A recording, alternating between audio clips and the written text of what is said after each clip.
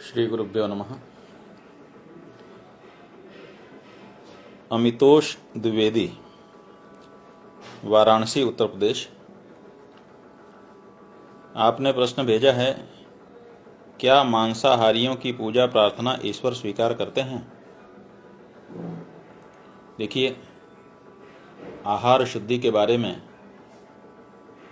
सनातन धर्म के शास्त्रों में पर्याप्त विचार किया गया है। भगवान श्री कृष्ण ने गीता में भी आहार शुद्धि के बारे में बताया है। जहाँ तक मांसाहार का प्रश्न है, मांसाहार को कभी उत्तम आहार नहीं माना गया है, वैज्ञानिक दृष्टि से भी और व्यवहार की दृष्टि से भी। अभी धर्मशास्त्र की चर्चा कर लें, बहुत अधिक प्रमाण हम इस पर नहीं देने चाहेंगे, लेकिन हमारे सामने ये स्कंद पुराण का काशी खंड है। इसके 3 अध्याय में आप आइए, वहाँ पर देवता आए हुए हैं। जब विंध्याचल बढ़ गया, सूर्य की गति को रोकने लग गया, तब देवता समस्या में पड़ गए, क्योंकि जब दिन बदलता है तभी देवताओं को तर्पण, पिंडदान, यज्ञ, आहुति सब होती है। अगर दिन लंबा हो जाए तो फिर उनको आहुति नहीं मिल पाती है। ऐसी स्थिति में देवता परेशान हुए और उन्होंने सोचा कि क्या किया जाए। भगवान के पास गए, उन्होंने कहा अगस्त्य ऋषि के पास जाइए, वो काशी में है। तो सभी देवता सम्मिलित होकर के काशी आए, और काशी में वो देखते क्या हैं, तृणवंती तृणगुल्मादीन स्वापदास्त्वापदास्पदम लोकद्वये दुःखदम ही धिक तन्मांसस्य भक्षणम। 50वां श्लोक है। मांस भोजन को धिक्कार है, वह इस लोक और परलोक में भी दुखदायक एवं समस्त आपत्तियों का आस्पद है। इसी विचार से व्याघ्र आदि श्वापद जंतु भी घास पात को खाते हुए काशी में उनको दिखाई दिए। जातु मांसम न भोक्तव्यम प्राणैः कंठगतैरपि भोक्तव्यम तर्हि भोक्तव्यम स्वमांसम नेत्रस्य च। प्राण के कंठगत होने पर भी मांस भोजन नहीं करना चाहिए। यदि खाना ही है तो अपना ही मांस भक्षण करना उचित है, दूसरे का नहीं, माने नहीं।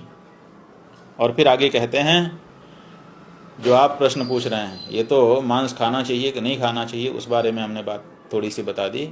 आपका जो मूल प्रश्न है कि क्या मांसाहारियों की पूजा प्रार्थना ईश्वर स्वीकार करते हैं, तो ईश्वर के बारे में यहाँ देखिए बताया, क्व मांसम क्व श्वे भक्ति क्व मद्यम क्व शिवार्चनम मध्य मांसरता नाम च दूरे तिष्ठति शंकरः। अर्थात कहाँ मद्यपान और कहाँ शिव का पूजन, कहाँ मांस का भोजन और कहाँ शिव में भक्ति, क्योंकि महादेव तो मद्य मांस के सेवन करने वालों से दूर ही रहते हैं।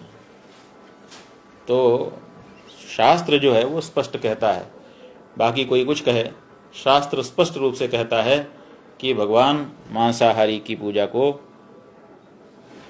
स्वीकार कैसे करें, क्योंकि वो तो मद्य मांस के सेवन करने वालों से दूर ही रहते हैं। मद्य मांस रता नाम च दूरे तिष्ठति शंकरः। एक और वाराह पुराण हमारे सामने उपस्थित है। ये देखिए, इसका 116वां अध्याय।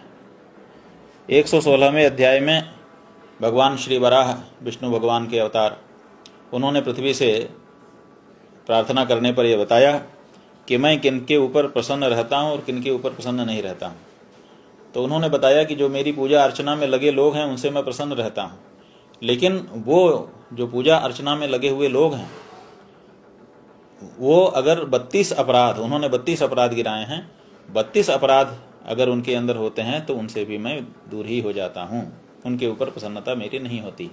उन 32 अपराधों में उन्होंने कहा कि मांस खा करके जो मेरी उपासना करता है, यस्तु मात्स्यानि मांसानि भक्षयित्वा प्रपद्यते अष्टादशापराधानि अनुजानामि माधवी। हे माधवी, जो मछली का मांस खा करके, माने मांस खा करके मेरे पूजा में लगता है, मैं समझता हूँ कि 18वें क्रम का वो अपराध करता है।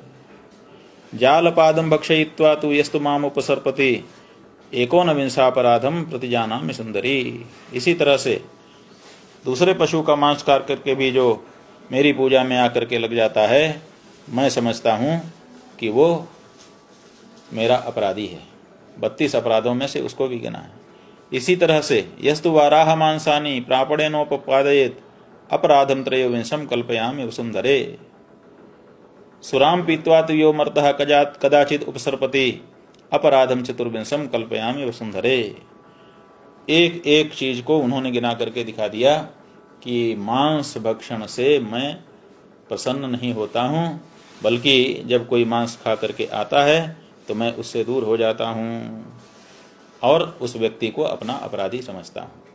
तो अमितोष द्विवेदी जी, ये शास्त्र की दृष्टि से अगर देखें तो स्पष्ट है कि मांस भोजन करने वाले व्यक्ति से प्रभु प्रसन्न नहीं होते हैं।